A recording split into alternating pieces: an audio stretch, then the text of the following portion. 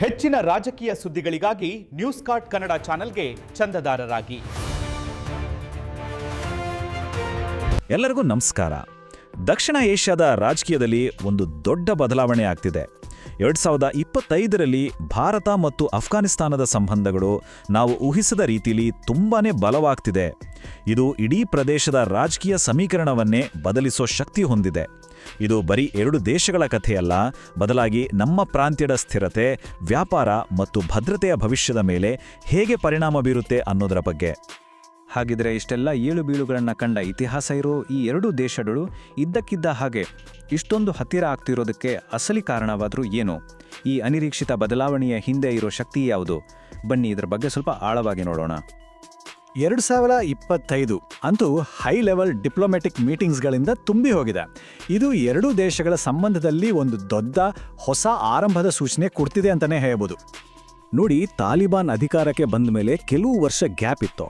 ಆದರೆ ಈಗ ರಾಜತಾಂತ್ರಿಕ ಭೇಟಿಗಳು ಒಂದರ ಮೇಲೊಂದರಂತೆ ತುಂಬಾನೇ ಫಾಸ್ಟಾಗಿ ನಡೀತಿದೆ. ಜನವರಿಯಲ್ಲಿ ದುಬೈನಲ್ಲಿ ಒಂದು ಹೈ ಲೆವೆಲ್ ಮೀಟಿಂಗ್ ಆಯಿತು. ಆಮೇಲೆ ಅಕ್ಟೋಬರ್, ನವೆಂಬರ್ನಲ್ಲಿ ಅವರ ವಿದೇಶಾಂಗ ಸಚಿವರು, ವಾಣಿಜ್ಯ ಸಚಿವರು ಭಾರತಕ್ಕೆ ಬಂದೋದ್ರು. ಇದರಿಂದನೇ ಗೊತ್ತಾಗುತ್ತೆ ಸಂಬಂಧ ಎಷ್ಟು ಬೇಗ ಬಲವಾಗ್ತಿದೆ ಅಂತ. ಈ ಮೀಟಿಂಗ್ಗಳು ಬರೀ ಚಾಯ್ ಬಿಸ್ಕೆಟ್ ಮೀಟಿಂಗ್ಗಳಲ್ಲ, ಬದಲಾಗಿ ಇದರಿಂದ ಕೆಲವು ಗಟ್ಟಿ ಒಪ್ಪಂದಗಳು ಕೂಡ ಆಗಿವೆ. ಉದಾಹರಣೆಗೆ, ಕಾಬೂಲ್ನಲ್ಲಿರೋ ಭಾರತದ ಟೆಕ್ನಿಕಲ್ ಮಿಷನ್ ಅನ್ನ ಅಪ್ಗ್ರೇಡ್ ಮಾಡೋದು, ಎರಡೂ ದೇಶಗಳ ನಡುವೆ ಡೈರೆಕ್ಟ್ ಏರ್ ಕಾರ್ಗೋ ಸರ್ವಿಸ್ ಶುರು ಮಾಡೋದು, ಹಾಗೆ ಒಂದು ಜಂಟಿ ಚೇಂಬರ್ ಆಫ್ ಕಾಮರ್ಸ್ ಸ್ಥಾಪನೆ ಮಾಡೋದು, ಇದೆಲ್ಲ ಒಂದು ಸ್ಟ್ರಾಂಗ್ ಪಾರ್ಟ್ನರ್ಶಿಪ್ಗೆ ಸ್ಪಷ್ಟವಾದ ಸಿಗ್ನಲ್ಸ್ ಅಲ್ವಾ? ಅಂದಹಾಗೆ ಈ ಹೊಸ ಸ್ನೇಹಕ್ಕೆ ಒಂದು ಗಟ್ಟಿ ಐತಿಹಾಸಿಕ ಹಿನ್ನೆಲೆ ಇದೆ.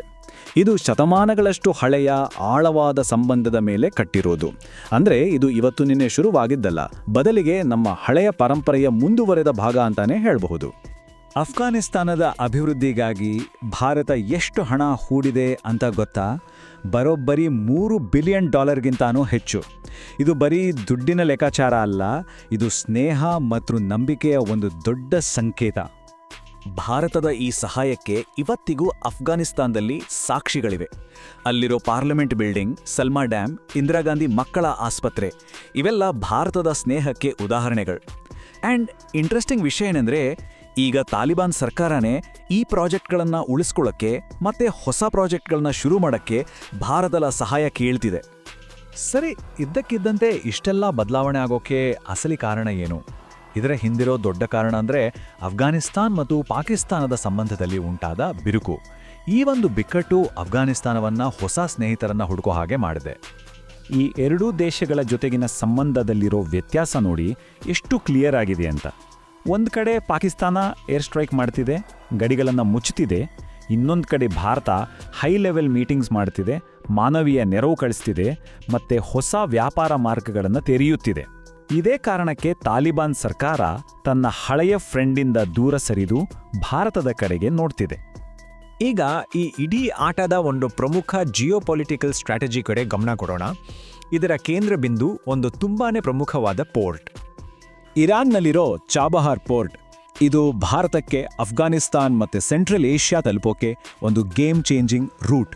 ಯಾಕಂದ್ರೆ ಇದು ಪಾಕಿಸ್ತಾನವನ್ನು ಪೂರ್ತಿಯಾಗಿ ಬೈಪಾಸ್ ಮಾಡೋಕೆ ಹೆಲ್ಪ್ ಮಾಡುತ್ತೆ. ಇದರಿಂದ ಭಾರತದ ಸ್ಟ್ರಾಟಜಿಕ್ ಡೆಪ್ತ್ ಕೂಡ ಜಾಸ್ತಿ ಆಗುತ್ತೆ. ಚಾಬಹಾರ್ ಪೋರ್ಟ್ನಿಂದ ಆಗಿರೋ ಇಂಪ್ಯಾಕ್ಟ್ ಇದೆಯಲ್ಲ, ಅದು ಸಣ್ಣದೇನಲ್ಲ. ಈ ಪೋರ್ಟ್ ಮೂಲಕನೇ ಅಫ್ಘಾನಿಸ್ತಾನದ ವ್ಯಾಪಾರ $1.6 ಬಿಲಿಯನ್ ತಲುಪಿದೆ. ಅಂದರೆ ಆ ದೇಶದ ಎಕಾನಮಿಗೆ ಇದು ಎಂಥ ಲೈಫ್ಲೈನ್ ಅನ್ನೋದನ್ನು ನಾವಿಲ್ಲಿ ಅರ್ಥ ಮಾಡ್ಕೋಬಹುದು. ಸರಿ, ಎಲ್ಲವೂ ಚೆನ್ನಾಗೇ ಇದೆ. ಆದರೆ ಭವಿಷ್ಯದ ಬಗ್ಗೆ ಮಾತಾಡುವಾಗ ನಾವು ಎರಡೂ ಕಡೆಯನ್ನು ನೋಡಬೇಕು. ಈ ಸಂಬಂಧದಲ್ಲಿ ದೊಡ್ಡ ಅವಕಾಶಗಳಿರೋ ಹಾಗೇನೇ ಕೆಲವು ಗಂಭೀರ ಸವಾಲುಗಳೂ ಇವೆ. ಹಾಗಿದ್ರೆ ಈ ಪಾರ್ಟ್ನರ್ಶಿಪ್ನಿಂದ ಏನು ಸಿಗ್ಬೋದು, ಏನು ಕಳ್ಕೊಳ್ಬೋದು?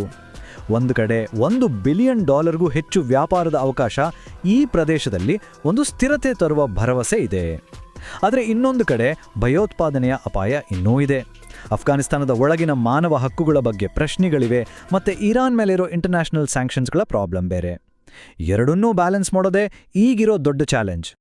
ಈ ಹೊಸ ಮೈತ್ರಿ ಇದೆಯಲ್ಲ, ಇದು ಬರೀ ಎರಡು ದೇಶಗಳ ಸಂಬಂಧಕ್ಕೆ ಮಾತ್ರ ಸೀಮಿತನಾ, ಅಥವಾ ಇದಕ್ಕೂ ಮೀರಿದ ಇಡೀ ಪ್ರಾಂತ್ಯದ ಮೇಲೆ ದೊಡ್ಡ ಪರಿಣಾಮ ಬೀರಬಹುದಾ? ಸ್ವಲ್ಪ ಯೋಚನೆ ಮಾಡೋಣ. ನೋಡಿ, ಈ ಒಂದು ಮಾತು ಇದು ಎಲ್ಲ ಜಿಯೋಪಾಲಿಟಿಕ್ಸ್ ಅನ್ನ ಮೀರಿ ಅಫ್ಘಾನಿಸ್ತಾನದ ಸಾಮಾನ್ಯ ಜನರ ಆಶೆಗಳನ್ನು ನಮಗೆ ನೆನಪಿಸುತ್ತೆ. ಅವರಿಗೆ ಬೇಕಿರೋದು ಶಾಂತಿ, ಸಮೃದ್ಧಿ. ಕೊನೆಗೆ ಈ ಎಲ್ಲ ಬೆಳವಣಿಗೆಗಳನ್ನು ನೋಡಿದ ಮೇಲೆ ಒಂದು ದೊಡ್ಡ ಪ್ರಶ್ನೆ ಉಳಿಯುತ್ತೆ. ಭಾರತ ಮತ್ತು ಅಫ್ಘಾನಿಸ್ತಾನದ ಈ ಹೊಸ ಸಂಬಂಧ, ಇದು ದಕ್ಷಿಣ ಏಷ್ಯಾದಲ್ಲಿ ಒಂದು ಹೊಸ ಸ್ಥಿರವಾದ ವ್ಯವಸ್ಥೆಗೆ ನಾಂದಿ ಹಾಡ್ತಾ, ಅಥವಾ ಅಧಿಕಾರಕ್ಕಾಗಿ ಶತಮಾನಗಳಿಂದ ನಡೀತಾ ಇರೋ ಅದೇ ಹಳೆಯ ಗ್ರೇಟ್ ಗೇಮ್ನ ಇದೊಂದು ಹೊಸ ಅಧ್ಯಾಯ ಅಷ್ಟೇನಾ? ಇದಕ್ಕೆ ಮುಂದಿನ ದಿನಗಳೇ ಉತ್ತರ ಕೊಡಬೇಕು.